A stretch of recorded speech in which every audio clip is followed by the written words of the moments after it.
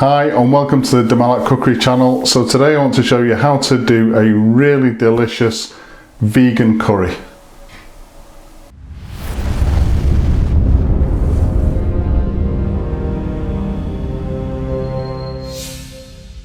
So first of all, apologies, I haven't put a video on the YouTube channel for a while.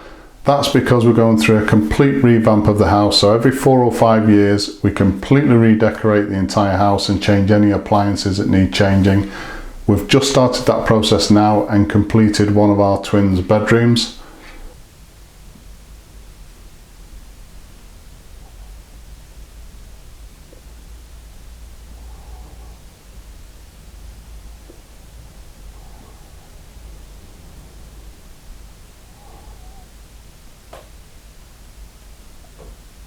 I will be featuring some of those projects on my DIY channel, which is Man Cave Projects, and I'll put a link in the description below to that channel, so please subscribe. With regard to this particular recipe, vegan curry, absolutely delicious, tastes just like you'd expect from the takeaway. We're going to be using from the Malat range of spice blends, products from their curry spice collection.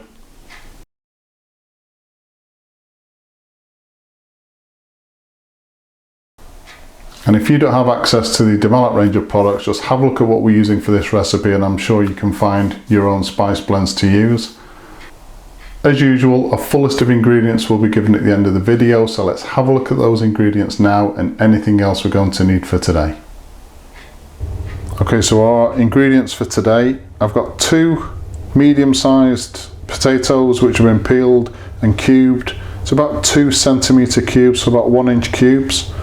1 large red bell pepper which has been chopped, 1 large white onion which has been peeled and sliced. I've got 15 grams of Malat tandoori masala spice mix, 15 grams of Malat curry mix powder. Going to be using some of this almond original, about 150 millilitres of that. You can use that, you can use soya if you like. It's entirely up to you. 20 grams of coconut flour. Don't use desiccated coconut, it's too bitty. So 20 grams of coconut flour. We've got 300 millilitres of base gravy. If you want to learn how to make the Malat base gravy, then just click in the top right hand corner of the screen now and that link will take you to that particular video. Going to be using about a teaspoon of methi or fenugreek leaves. If you haven't started making curries yourself at home and you want to, you're definitely going to have to source some methi leaves. It really does make the difference. And we may be using some corn flour. I don't know yet. We'll have to assess it, see how it goes. If this particular curry doesn't thicken very well, then about a teaspoon of corn flour in a little cold water to add to the curry just to thicken the sauce up. So before we start, I just want to explain a little bit of the principles behind British Indian restaurant curries or takeaway curries in the UK. The majority of them are basically the same and it follows just this very basic principle. The first is that in almost all takeaway curries in the UK, they have a base, and that base is called base gravy. The second thing is the headline ingredient. So for this particular recipe, it's potatoes. Again, if you're doing other vegan or vegetarian curries, it could be a squash, onion, lentils, entirely what you need. So that's the headline ingredient. And then the third thing within a very basic takeaway curry are the ingredients which actually define what that curry is. So almost all takeaway curries have base gravy, all takeaway curries have a headline ingredient, and then all takeaway curries have different herbs and spices which make what you're cooking into that particular type of curry. So for this particular curry, we've got tandoori masala, spice mix and curry mix powder. that is really the basic principle that goes through almost, I would say, about 90% of curries that are sold in British Indian restaurants and takeaways. So the first thing we need to do with this curry is to prep our headline ingredient, which is the potato. So I've got 150 millilitres of the almond original in a bowl. We add in our tandoori masala spice mix.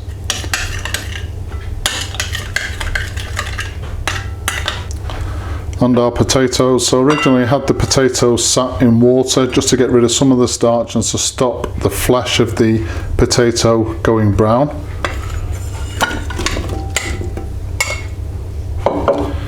We just want to give that really decent mix. Okay, so I'm just going to cover this now with cling film or food wrap. Leave it in the fridge for about an hour just to allow some of that tandoori flavour just to soak into the potatoes. So once our potatoes have been in the fridge for an hour, next thing to do is to make the curry. So in this pan I've got about 3 tablespoons of a good quality vegetable oil. So a British Indian restaurant or a takeaway will use what's called seasoned oil, and that is just old oil that they've used to fry things like the onion barges in, so it's got lots of flavour. I don't have that luxury, I'm sure you don't, because we don't cook Indian food all the time, so we have to make our own seasoned seasoned oil. So I've got a medium heat, and I'm just going to add about half a teaspoon of our curry mix powder. I'm just going to fry this off now for about a minute, and that will give us a really nice seasoned oil. So next thing we want to do is add our potatoes and fry those off. So just with a slotted spoon,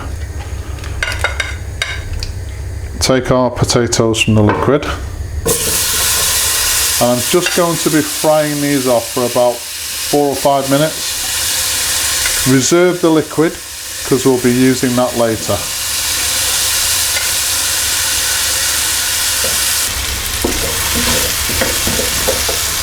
So after about 4 or 5 minutes, our teaspoon of methi leaves go in.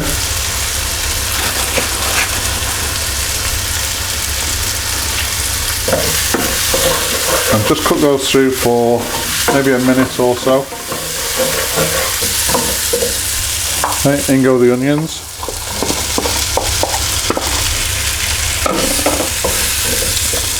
Just reduce the heat slightly, not too much. What we don't want is we don't want the spices to start burning on the bottom of the pan. So I'm just going to cook these onions through now for about 3 or 4 minutes, just until they start to soften. The next thing is about 1/3 of our base gravy.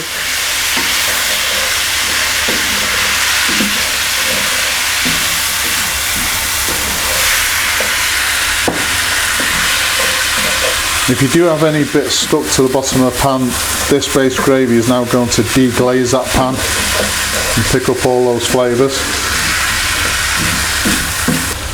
So after a couple of minutes, I want to add in our red bell pepper. And again, just cook that through for a couple of minutes. The reason for doing this, so you add something, cook it through for a couple of minutes and add something else, is we don't want to reduce the temperature in the pan too much.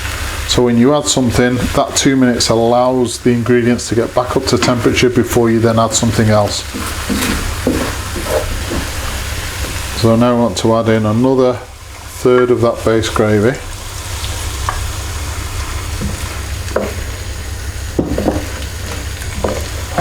We can add in the remainder of our mixed powder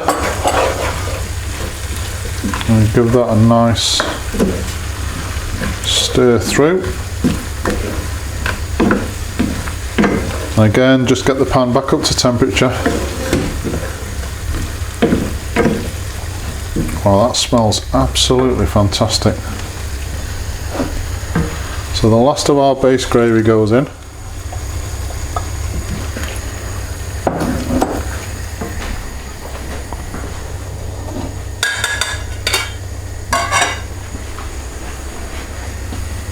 Then our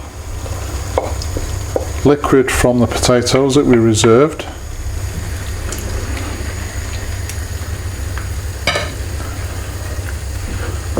And again, just a couple of minutes now just to get this back up to a very gentle simmer.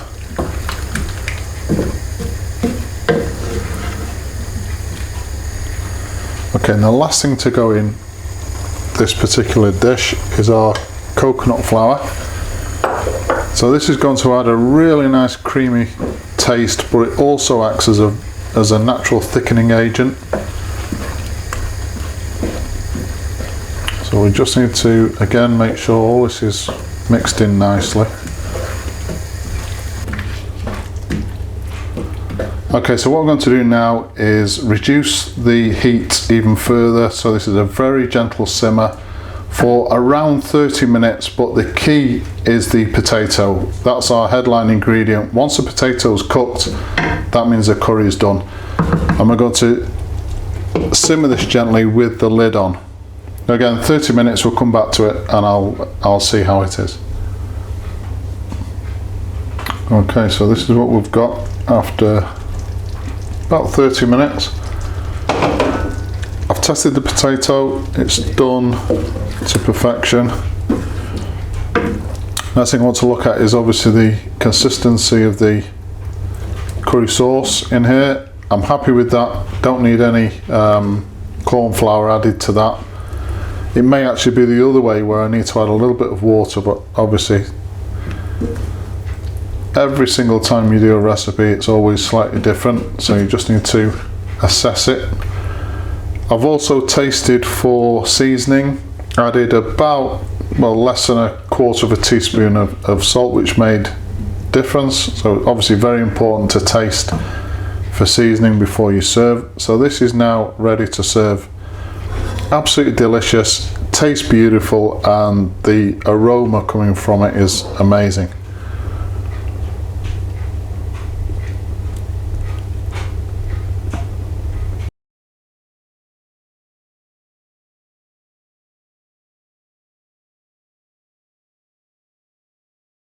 So there you go, absolutely delicious vegan curry.